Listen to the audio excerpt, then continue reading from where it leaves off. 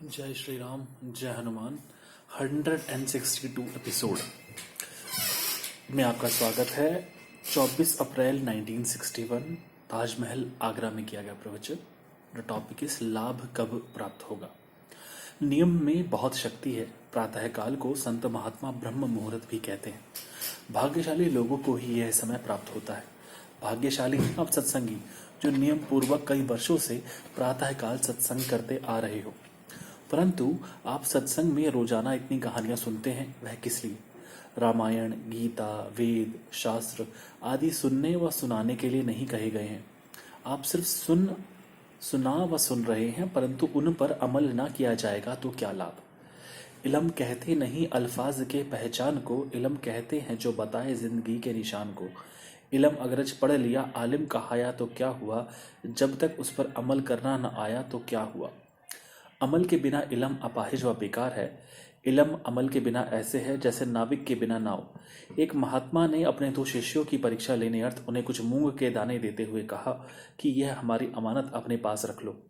1-2 वर्ष बाद जब मैं वापस आऊंगा तब आकर तुम दोनों से अपनी अमानत वापस लूंगा। उनमें से एक शिष्य अंध श्रद्धालु था। उसने वे मूंग के दाने एक डिब्बी में बंद कर रख दिए। उसके ऊपर रुमाल आदि लपेटकर, अगरबत्ती आदि जलाकर उसे झूले में झुलाता था। परंतु दूसरे शिष्य ने वे मूंग के दाने खेत में बो दिए। इस प्रकार वे बढ़ते गए तथा 2 वर्ष में मूंग की बोरियां भर गई।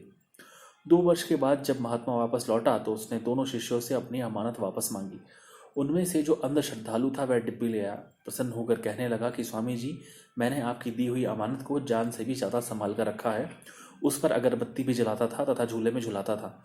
महात्मा ने उससे कहा कि भाई दिखाओ तो हमारी दी हुई अमानत कैसी है। उस शिष्य ने रेशमी रुमाल में बंद डिब्बी को खोलकर देखा कि उन मूंग के दानों को कीड़े खा चुके थे। तब महात्मा ने उससे कहा कि यह क्या, मेरी दी हुई अमानत का तुमने क्या हाल कर दिया है। फिर दूसरे शिष्य से महात्मा ने कहा कि भाई तुम भी हमारी अमानत ले आओ। तब वह शिष्य अपने घर गया तथा ऊंट गाड़ी में बोरियां लदवा कर महात्मा के पास लाकर कहने लगा, स्वामी जी, ये है आपकी अमानत। वह देखकर महात्मा बेहद प्रसन्न हुए तथा उसे आशीर्वाद देते हुए कहने लगा, भाई यदि वचन की पालना ना की जाएगी तो वह वचन कैसा? बार बार मिश्री मिश्री कहने से मुंह मीठा होगा क्या? इसलिए इल्म वह जिस पर अमल हो। विभिन्न प्रकार के भोजन आगे रखे होंगे, परंतु खाएंगे ही नहीं तो तृप्ति कैसे होगी, यानी कि लाभ कब प्राप्त होगा। तो एक बहुत अच्छी बात स्वामी जी इस सत्संग में बता रहे हैं कि इल्म तो मिल गया, उसको अमल में लाना बहुत ज़रूरी है। यानी कि यहाँ पे एक दृष्टांत दिया गया है एक कहानी के द्वारा कि महात्मा ने मूंग के दाने 2 लोगों को दिए और उनमें से एक ने उन मूंग के दानों को सोच समझ करके ज़मीन में बोया और उनसे खेती करता रहा और उन दानों को उसने उससे अनगिनत दानों में बदल दिया, जो कि बाद में बोरी में भर के लाया और उसने महाराज के चरणों में रखे। तो यहाँ पे कहने की बात यह है कि जो सत्संग की गूढ़ बातें होती है उनको भी अमल में लाने में खुद को सक्षम हमें बनाना चाहिए।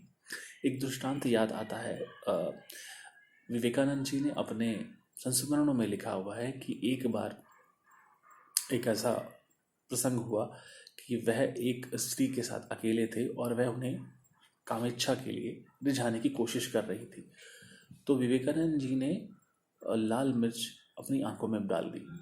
बहुत छोटा था तब ये बात मैंने पढ़ी और मैं सोच रहा था कि क्या कोई व्यक्ति अपनी आंखों में ऐसा डाल सकता है, तो क्या वो अंधा ना हो जाएगा। फिर कुछ ज्ञानी गुरुजनों से बात हुई तो उन्होंने कहा कि ये दृष्टांत है, ये समझाने का अर्थ है कि उन्होंने किसी तरीके से अपने काम के आवेग को शांत किया और स्वयं को ध्यान के द्वारा या किसी और पद्धति के द्वारा शांत करते हुए उस गलत कृत्य से स्वयं को बचा पाए, क्योंकि वो योगी थे और उनका जीवन में जो ब्रह्मचर्य का व्रत था वह किसी भी तरीके से खंडित होता तो उनको बहुत क्षति होती। तो हम जो सत्संग सुनते हैं उनको प्रैक्टिकल लाइफ में कैसे अमल में लाएं, ये जानना भी बहुत ज़रूरी है, क्योंकि बहुत सारी ऐसी बातें हैं जो समय काल और देश के हिसाब से प्रासंगिकता बदलती हैं। मान लीजिए कि आपका नियम है एक सत्संग में कि भाई बाहर निकल करके आपको डेली जल चढ़ाना है और आप जो है ऐसी बिल्डिंग में हैं और आपको छत पर जाना होता है जहाँ पर कोरोना लगा हुआ है। अब ऐसे में आप क्या करेंगे? आप बाहर निकल के खुद को बीमार करेंगे, अपने परिवार को बीमार करेंगे? नहीं। तो ऐसे में आप मानसिक रूप से भी कर सकते हैं। नमस्कार। तो जहाँ भी कहा गया है कि भगवान तो केवल श्रद्धा के भूखे हैं, आप जैसे भी देखते होंगे बड़े बड़े मंदिरों में भगवान को यदि भोग लगाया जाता तो मूर्ति थोड़ी खाती है, वो तो भक्तों में बढ़ जाता है प्रसाद, पर ये हमारी भावना होती है। तो हम जो संतों के वचन हैं उनको समझने की कोशिश करें और फिर देखें कि हम अपने जीवन में कैसे उन्हें उतार सकते हैं, पर अंधश्रद्धा ना रखें। और दूसरी बात, कुछ भी बड़े निर्णय सत्संग के द्वारा जो बातें समझ में आती हैं, बड़े निर्णय लेने से पहले किसी अच्छे संत महात्मा या जिन व्यक्तियों में हमारी श्रद्धा है उनसे परामर्श करके करें। कई लोग बहुत ही उतावली में आकर के कहते हैं कि अरे सब छोड़ दो, चलो संन्यास ले लेते हैं, बाहर चलते हैं, लोटा पकड़ते हैं, जंगल में चल जाते हैं। काफ़ी सारे ऐसे युवाओं को देखता हूँ जो बहुत सारी पॉलिटिकल वेव्स में कूद जाते हैं अलग अलग पार्टी के द्वारा, और बाद में उन्हें लगता है कि यार उनसे निचोड़ लिया गया है। ऐसे बहुत सारे पर्सनल इंसिडेंट्स और आसपास के ऐसे लोगों की मैंने लाइफ को देखा है। तो आवेश में आकर निर्णय ना हो, इनका भी ध्यान रखना चाहिए। जो बातें हमें इल्म की मिलती हैं उनको अमल में लाने से पहले बहुत मनन चिंतन करने की आवश्यकता है। इसीलिए कहा जाता है कि बड़े गुरुओं और ज्ञानीजनों का सानिध्य पाया जाए। ज़रूरी नहीं है कि पूरी दुनिया में सभी लोग गलत हों, कुछ सही भी होते हैं। तो आज इन्हीं बातों के साथ मैं आपसे विदा लेता हूँ। जय श्री राम, जय हनुमान।